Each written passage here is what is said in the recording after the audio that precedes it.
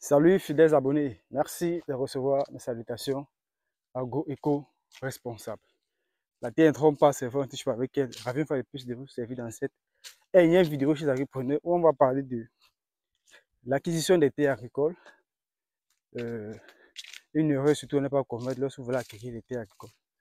Pourquoi? Parce qu'en fait, étant sur le terrain, pour diagnostic et étude de faisabilité, on se rend compte que le promoteur a 3 sites dans la même zone. Ces sites sont distants en moyenne de 3 à 4 km. Ouais, donc déjà, ce n'est pas bien d'avoir 3 sites différents.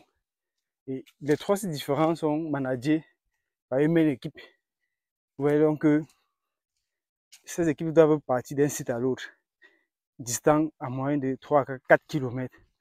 Déjà, sur le plan organisationnel, sur le plan structurel, sur le plan de la planification, sur le plan du rendement ou de la qualité de travail, c'est pas intéressant. Pourquoi? Parce que vous ne pouvez pas avoir un bon suivi.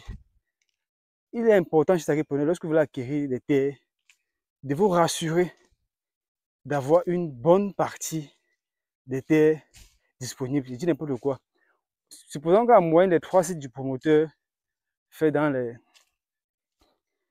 25 hectares. Ou alors, il serait préférable de chercher à avoir les 25 hectares là sur un seul endroit pour avoir une base. Ça permet de mieux contrôler, ça permet de mieux gérer et ça fait que vous avez une gestion qui soit efficace et efficiente. Parce que lorsque vous avez 3 sites par exemple, ça va vous faire 3 campements. Vous voyez donc que c'est en termes d'investissement, en termes de campement, c'est un peu plus coûteux. Mais par contre, le même campement pouvait s'installer sur un seul site de 25 hectares et pour pouvoir couvrir toute la surface. Mais là, ce n'est pas le cas. Ce qui fait que c'est difficile dans la gestion des choses. Donc, c'est ce qui est à vous partager avec vous chez Agripreneur. Il faut vraiment faire très attention. Éviter de prendre différents sites dans une même zone.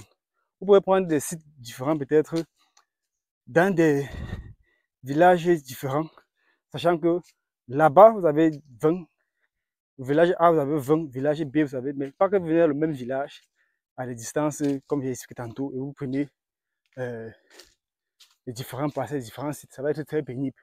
Vous n'allez pas pouvoir vous en sortir. Donc, j'espère que ce petit conseil sera vous être utile et attirer votre attention dans vos prochaines acquisitions, afin que vous évitiez de tomber dans cette erreur et que vous vous trouvez dans des pertes à l'avenir dues au découragement, dues aux charges extrêmes, parce que ça demande beaucoup de moyens pour pouvoir être déjà mobile et manager et entretenir le personnel lorsque les sites sont différents. Donc, voilà un peu ce dont je tenais à partager avec vous ici chez Agripreneur.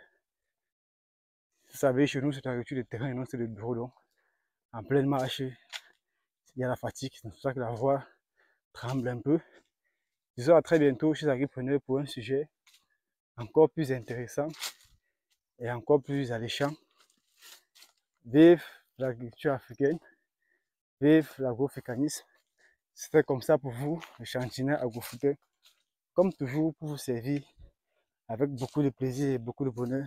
À très bientôt. Bye bye.